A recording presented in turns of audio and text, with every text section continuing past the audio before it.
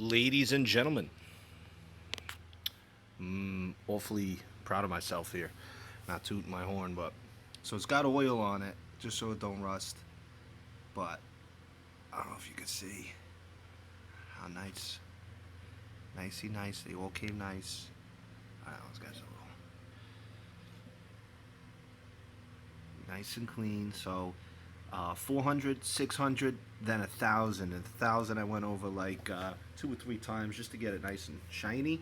And then after that, I used chrome polish, and I polished the piss out of it. This took about a week. So if you look up there, there's a neck. There's the neck. This is where 2 and 3 C's, where the bearing was split out. So that's 2 thousandths.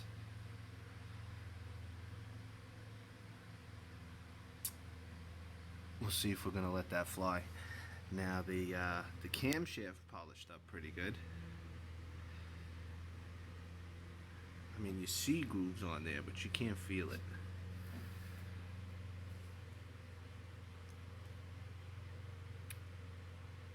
These were all chowdery.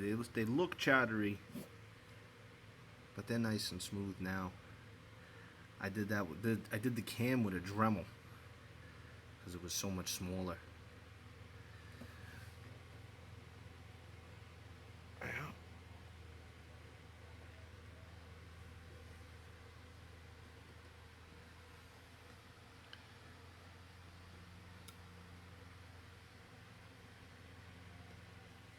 So most of our measuring tools are in, and we're going to measure for bearings. Obviously that one's going to be undersized, but here's our engine update.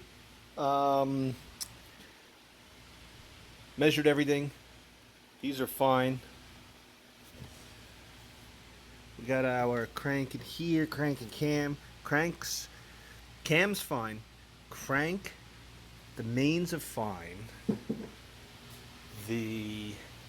Let's see. The mains are fine. The rods,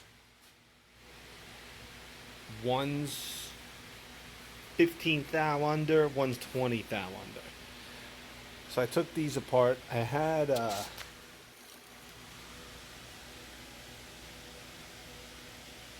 I sat them on, pushed them down nicey nice, and this one wouldn't seat, and the spring got all messed up. So we'll get another set. These are the ones that came off. They were disgusting. These are the ones that came off. They're a different style. I'm gonna try and get these again. So they were pretty tight when I popped them off, at least on the valve guide. So I got that sitting in some lacquer thinner, mineral spritz. Cleaned everything up. I got the push rods and the lifters, all that fun jazz sitting in oil. Cleaned everything up. All right. Where is it? So when I put this engine together, I went to Summit and I got a double roller. It's like, oh, this is great. It's got all these keys on it. I didn't have a degree wheel. I didn't know what all that was about. We ran this chain. Now the chain looks fine. Everything looks okay. But when they sold it, they said that it was not for the L31 motor. I couldn't figure it out. So we ran this. I got into some issues with the accessories on the front of the engine. I had to put 2 little washers to space them out. I kept throwing belts. So I put like 2 little washers in the end of the head and the block where everything mounts, and I pushed everything out. Everything except for the water pump. Not realizing that this was causing my problem. Because with the L31, in the timing cover, you have the sensor. You have the sensor down here. Well, this thing rides on there. Same key. Look what happens. mean, it's a real fancy design, but who wants all that metal in your engine? So I filed them down to try and reuse this part. I don't see why you can't. Engine was running. But don't run. They say that the dual roller timing chain does not fit under the timing cover of the L31. This is why. This is why. And this is the engine. Hold on, boys and girls. We'll hook you up here.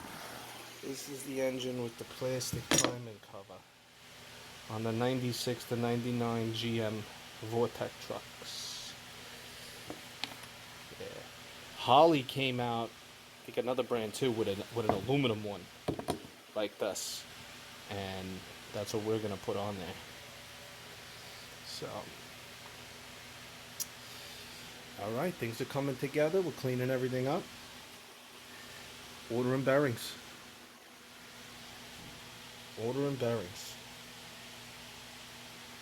Alright, boys and girls. Good luck with your project.